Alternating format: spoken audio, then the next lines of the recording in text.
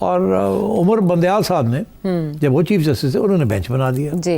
Bench में मेरा ख्याल है 9 लोग थे, 9 लोग में से फिर एक फारग हो गया, दो पहले गए, फिर एक गया, फिर एक गया, और बंदयाल साहब ने इसका फैसला नहीं किया और इसको चलाते रहे और कोशिश की कि जब तक वो हैं तो फैसला ना आए। मेरा ख्याल है डरते थे कि अगर फैसला फौज के खिलाफ किया तो गले पड़ जाएगा, मोहतात थे खासे। तो उन्होंने सोचा कि मैं टाइम पास करूं, और टाइम पास करके वो घर चले गए सितंबर में 2023 में, और एजाज एहसन साहब आ गए जी जी। ये इस बेंच जो था, बेंच को हेड कर रहे थे उधर काजी साहब आ गए चीफ जस्टिस जी।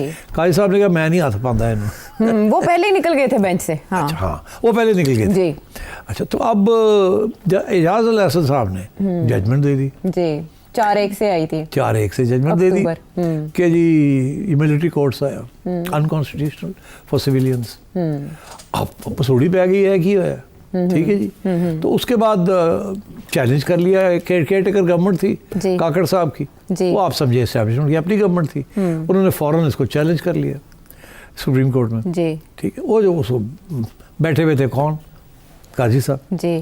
काजी साहब ने कहा ओ हाँ, और मैं फंसन लगा, ज़ाहिर है वो पहले ही इसके खिलाफ फैसला दे चुके थे। Exactly. अब जी इसको मसला हल तो करना है ना, तो अब सिचुएशन ये है कि फैसला ये हुआ है, अब कॉन्स्टिट्यूशनल कोर्ट बन गया, इन्होंने निपटाओ, और निपटाने का जरिए, ये निपटाना जो मतलब यही है कि obviously the establishment wants judgement in its favour, इसीलिए तो चैलेंज हो रहा है, सारा कुछ हो रहा है। तो अब ये बेंच की जो भी बेंच बना हुआ है अब उसके कॉन्स्टिट्यूशनल बेंच जो है उनको फैसला करना पड़ेगा, 2 फैसले इस सिलसिले में।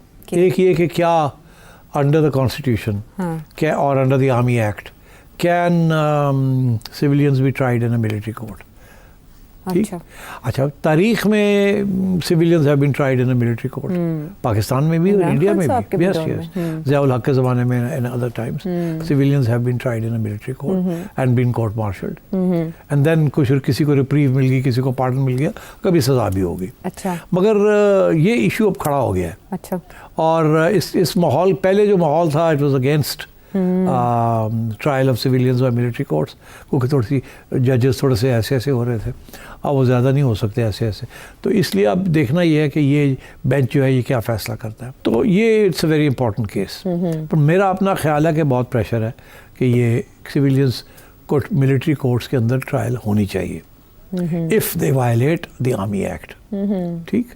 अब वो army act is very specific, और टेररिज्म जो है उसको भी बड़ा स्पेसिफिकली डिफाइन किया गया है। देखिए, एक होती है सेडिशन, एक होता है ट्रीजन जी, गद्दारी और बगावत। हाँ, तो दोनों में फ़र्क बनाया हुआ है, और वो कहते हैं कि बगावत जो है that can be tried in a military court. अच्छा, क्योंकि बगावत जो है it's with arms, it's with it's much more than a thinking process. Okay. And जो sedition है that can be by words, deeds, not deeds but by words, by political ideology and so on. Okay. तो अब देखना ये है कि यहाँ किस किस्म का फैसला आता है। मेरी अपना ख्याल है कि they will say कि civilians can be tried in a military court अगर वो A, B, C, D किस्म की क्राइम कमिट करें। अच्छा, और अगर D, E, F किस्म की क्राइम हो तो वो शायद they can not be tried, मगर डिटर्मिन करना पड़ेगा कि ABCD है या DEF है, तो वो फिर I think the court might say कि वी विल डिसाइड कि ये केस जो है इसकी सज़ा क्या होनी चाहिए, या ये सिविलियंस को होना चाहिए या नहीं। अच्छा, और I think this is going to be a very tricky issue, and pressure बहुत होगा कि to say that yes civilians can be tried in a military court, मगर I think जो saving clause निकलेगी ना इसमें से, वो ये निकलेगी कि ठीक है आप ट्राई कर लें, और ट्रायल के बाद जो सेंटेंसेस होगी वो हमारे पास आएगी। अच्छा, अपील हमारे पास आएगी, आप कर लें, पहली अपील भी मिलिट्री के अंदर होगी, फिर उसके बाद जो अपील है वो हमारे पास आएगी फाइनल। हाँ, बिकॉज पहले ये होता था कि कोर्ट मार्शल की अपील वही कोर्ट मार्शल की जो बेंच होता है उसके ऊपर एक और करके वहीं कर देते थे ख़त्म। समरी ट्रायल्स होती है ना कोर्ट मार्शल जी, समरी ट्रायल। हाँ, तो ये अदालतों में तो समरी ट्रायल नहीं होती, ड्यू प्रोसेस होता है। तो अब मेरा ख्याल है दिल फाइंड अ वे जिसमें ट्रायल्स भी होंगी और उसकी जो फाइनल जजमेंट कॉल है वो फिर अदालतें अपने पास रखेंगी। अच्छा, ये हो सकता है कि वो कहे सुप्रीम कोर्ट में हो सकता है, हाई कोर्ट में नहीं हो सकती, इस किस्म की बात हो सकती है, एंड और उस पर वो डिफाइन भी शायद कर दें। सो दैट्स अभी, but I don't know how they will deal with it. But ये मैं आपको कह दूं, there is enormous pressure and part of the pressure now, उस वक्त तो टेररिज्म का प्रेशर था, अब जो प्रेशर है is to send a message to PTI. हाँ, इसीलिए वो लोग अभी तक लेके बैठे हुए हैं, वो जो न्यायी साहब का बेटा है एंड अदर्स, जी जी। और अभी भी धमकियां आ रही हैं कि अगर आपने ये किया वो किया तो हम ये करेंगे वो करेंगे। असल में ये इस लिहाज से भी अहम है कि जब ये 26वीं आईनी तरमीम आ रही थी तो आप भी इस पर बात कर रहे थे, और बिलावल मौलाना फजलुर रहमान भी, कि उसका हिस्सा ये मिलिट्री कोर्ट के हवाले से भी तरमीम होंगी, लेकिन वो नहीं हुई। अब इमरान खान साहब की एक दरख्वास्त इस्लामाबाद हाई कोर्ट में गई हुई है कि रोका जाए मिलिट्री कोर्ट की तहवील में देने से, और ये अलीमा खान साहिबा भी खदशे का इजहार कर चुकी हैं कि इमरान खान साहब को मिलिट्री तहवील में दिया जा सकता है ट्रायल के लिए। तो ये उस पर्सपेक्टिव से भी एक अहम फैसला होगा कि इमरान खान साहब के मुस्तकबिल का भी फैसला करेगा। और बिल्कुल करेगा।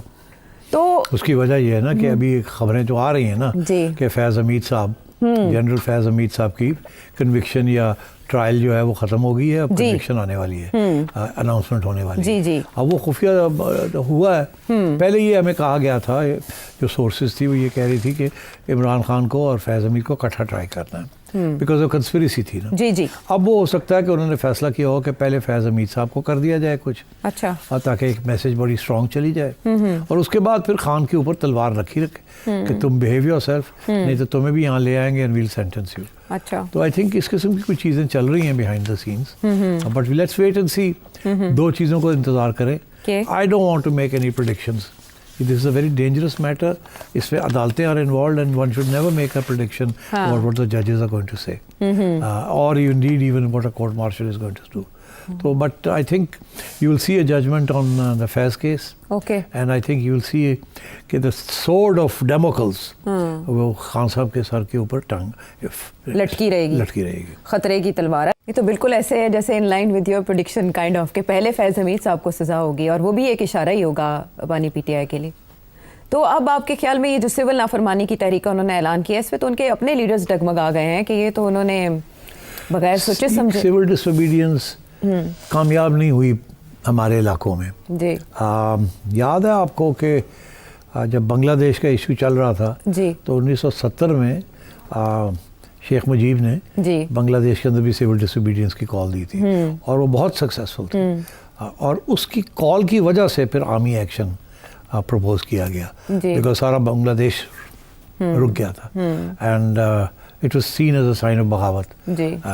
तो अब बात यह है कि मगर यहाँ it has never been successful in the west, और even in Europe civil disobedience जो है वो ये एक इंडिया की ट्रेडिशन थी, प्री पार्टीशन इंडिया के अंदर महात्मा गांधी साहब ने ये की थी, बिल्कुल, और वो भी एक आध दफ़ा की थी, और धमकी होती थी, मगर वो ज़्यादातर वो हंगर स्ट्राइक पे चले जाते थे जब उन्हें एहसास होता था कि सिविल डिसोबीडियंस चलेगी नहीं। अच्छा। एक दफ़ा बस उन्होंने बड़ी सक्सेसफुल सिविल डिसोबीडियंस की कॉल दी थी जो सक्सेसफुल हुई थी, बट उसके बाद नहीं दी।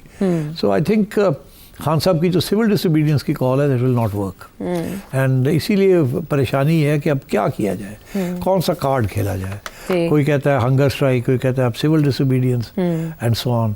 मेरा नहीं ख्याल, एंड आई थिंक इसलिए थोड़ी सी डेस्परेशन हुई है, फ़िक्रमंद हैं लोग कि अब ये ना हो कि कोर्ट मार्शल की तरफ ले जाया जाए, और इसीलिए फ़िक्र है कि अगर जनरल फैज़ हमीद कोई ऐसी बात कर देते हैं जिसके साथ लिंक इस्टेब्लिश हो जाती है between what he was doing and what Khan साहब वाज इंस्ट्रक्टिंग, तो फिर दे कुड बी प्रॉब्लम्स। अच्छा, इस सारे सिचुएशन में ऐसे नहीं समझ आया नवंबर फाइनल कॉल के बाद कि बैकफुट पे कौन गया, क्या बैकफुट पे हुकूमत है या बैकफुट पे इमरान खान साहब हैं? क्योंकि इमरान खान साहब की तरफ से भी वही रवैया है, उनके ट्वीट्स बदस्तूर बहुत एग्रेसिव हैं, और दूसरी तरफ आप देख रहे हैं फर्द जुर्म भी आयद हो रही है, और ये इस तरह से कोर्ट मार्शल की भी इतलात आ रही हैं सामने। तो इसका मतलब है कि दोनों के दरमियान सीन तो उसी तरह कौन है, और कोई भी पीछे हटने को तैयार नहीं है। हाँ, पीछे तो हटने को तैयार तो नहीं है, इसमें तो कोई शक नहीं है, मगर दो चीज़ें हुई हैं ना जिससे आप देख लीजिए कि रुख के आगे। एक तो ये कि ये 26 वाला या 24 वाला धरना जो है वो फेल हो गया है,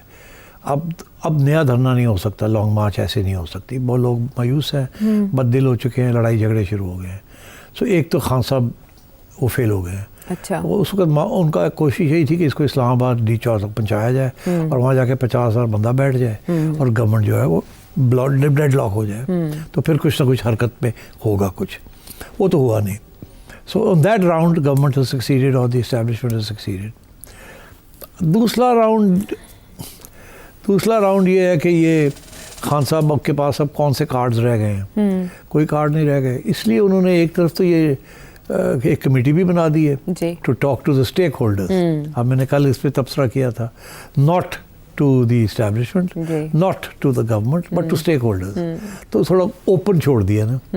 और उसके अंदर आप देखिए लोग कौन से हैं, कोई भी हार्ड लाइनर नहीं है। कौन है उसके अंदर? सलमान अकरम राजा साहब हैं, अली अमीन गंडापुर साहब हैं, असद कैसर साहब हैं, और बैरिस्टर गौहर नहीं है, हामिद रजा साहब हैं, सारे जो हैं उमर अयूब हेड कर रहे हैं। हाँ, तो देर ऑल सॉफ्टीज, देर ऑल, उनमें से कोई भी फायर ब्रांड नहीं है। गंडापुर साहब तो बड़े अपॉर्चुनिस्ट किस्म के फायर ब्रांड है ना, जैसे ख्वाजा आसिफ कहते हैं कि जब हमारे पास बैठे होते हैं तो ऐसे करके बैठे होते हैं, और जब वहाँ तो गरज रहे होते हैं तो ऐसे करके गरज रहे होते हैं। कभी शहद होते हैं और कभी तो गंडापुर साहब तो ही हैज़ टू प्ले दैट। तो इसलिए मेरा ख्याल है कि एक टीम भी ऐसी बनाई है जो कि नाराज़ नहीं करेगी गवर्नमेंट को। They will be very polite in their discussions.